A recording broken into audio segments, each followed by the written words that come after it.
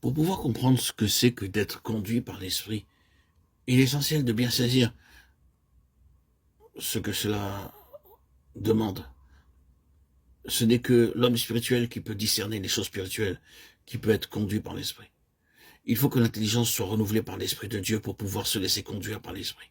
L'apôtre Paul disait aux Corinthiens qu'ils étaient encore charnels et de petits enfants en Christ, et que pour cela, il n'avait pas pu leur parler des vérités spirituelles. Si l'on est ainsi de l'enseignement transmis par un homme, n'en sera-t-il pas à plus forte raison de même de l'enseignement direct de l'Esprit qui conduit dans toute la vérité? Jean 16, 13. L'intelligence non sanctifiée peut étudier et même enseigner les mystères de l'Écriture, dans la mesure au moins de ce que peut en saisir la pensée humaine. Mais les directions de l'esprit ne commencent pas par s'adresser à la pensée ou au sentiment. C'est au-delà, tout au fond de notre être.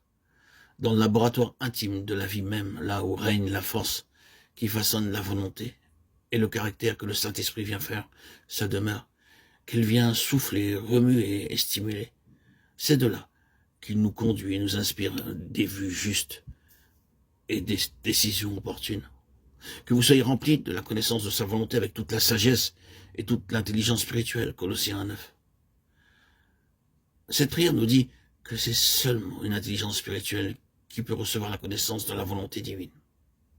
Et cette intelligence spirituelle vient du développement de l'homme spirituel, de sa fidélité à vivre de la vie spirituelle. Celui qui veut être conduit par l'Esprit doit consentir à ce que l'Esprit remplisse sa vie tout entière.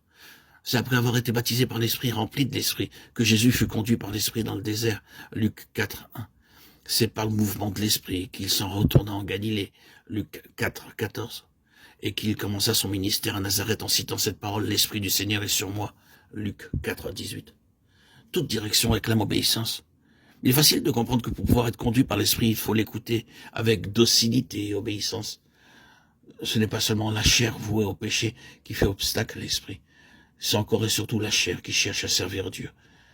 L'Écriture nous dit que pour discerner la voie de l'Esprit, il faut dépouiller le corps des péchés de la chair, ce qui est la circoncision de Christ, Colossiens 2:11.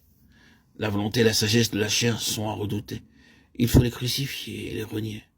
Il faut fermer l'oreille à toute voix de la chair et de sa sagesse, soit qu'elle s'élève en nous-mêmes, soit qu'elle vienne de la part de ceux qui nous entourent. Dans nos méditations, dans nos lectures de la parole, dans notre culte et aussi dans nos travaux au service de Dieu, qu'il y ait continuellement en nous défiance et reniement du moi, aussi bien que confiance et attente à l'Esprit de Dieu pour être conduit par lui. L'âme qui attend ainsi, de jour en jour et d'heure en heure, que la lumière de Dieu lui indique son devoir, recevra certainement lumière et direction. Si donc vous voulez être conduit par l'Esprit, renoncez jour après jour, non seulement à votre volonté et à votre sagesse, mais à votre vie, à votre être tout entier. Le feu descendra du ciel et consumera le sacrifice.